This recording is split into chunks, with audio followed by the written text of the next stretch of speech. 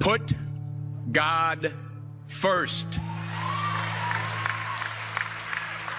Put God first in everything you do.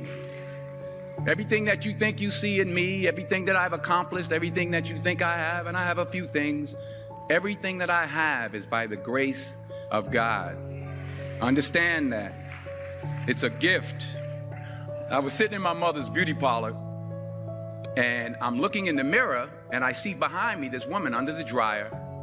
And every time I looked up, she was looking at me, just looking me in the eye. And I didn't know who she was, and I said, she said, somebody give me a pen, give me a pencil. I have a prophecy.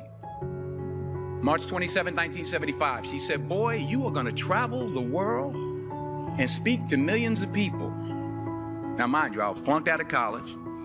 I'm thinking about joining the army. I didn't know what I was going to do. And she's telling me I'm going to travel the world and speak to millions of people.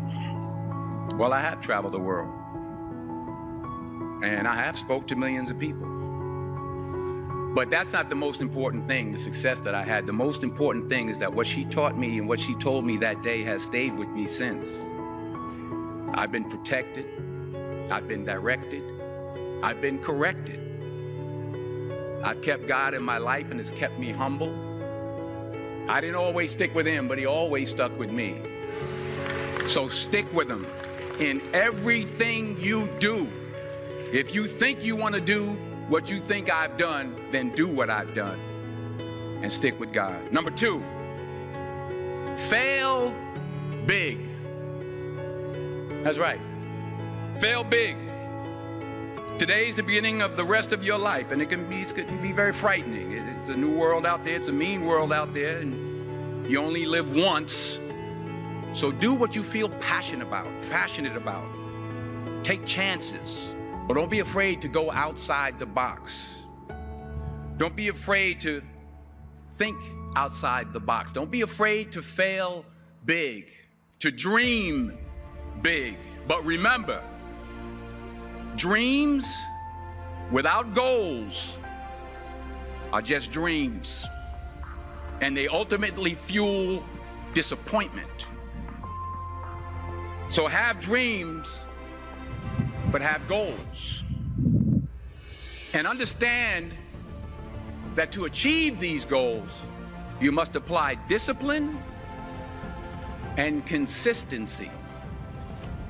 In order to achieve your goals, you must apply discipline, which you have already done, and consistency every day, not just on Tuesday and miss a few days. You have to work at it every day. You have to plan every day. You've heard the saying, we don't plan to fail, we fail to plan. Hard work works. Working really hard is what successful people do. Remember that. Just because you're doing a lot more doesn't mean you're getting a lot more done. Don't confuse movement with progress. My mother told me, she said, yeah, because you can run in place all the time and never get anywhere. So continue to strive, continue to have goals, continue to progress. You'll never see a U-Haul behind a hearse. I'll say it again. You'll never see a U-Haul behind a hearse. I don't care how much money you make, you can't take it with you. And it's not how much you have. It's what you do with what you have.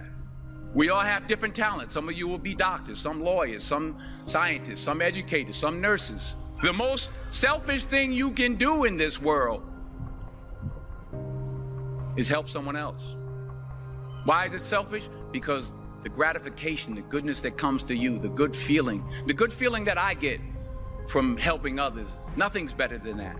Nothing's better than that. Not jewelry, not big house I have, not the cars, but it's the joy. That's where the joy is, in helping others. That's where the success is, in helping others. Finally, I pray that you put your slippers way under the bed tonight so that when you wake up in the morning, you have to get on your knees to reach them. And while you're down there, say thank you for grace. Thank you for mercy. Thank you for understanding. Thank you for wisdom. Thank you for parents. Thank you for love. Thank you for kindness. Thank you for humility. Thank you for peace. Thank you for prosperity. Say thank you in advance for what's already yours. It's how I live my life. That's why I am, one of the reasons why I am today. Say thank you in advance for what is already yours. True desire in the heart for anything good is God's proof to you, sent beforehand to indicate that it's yours already. I'll say it again.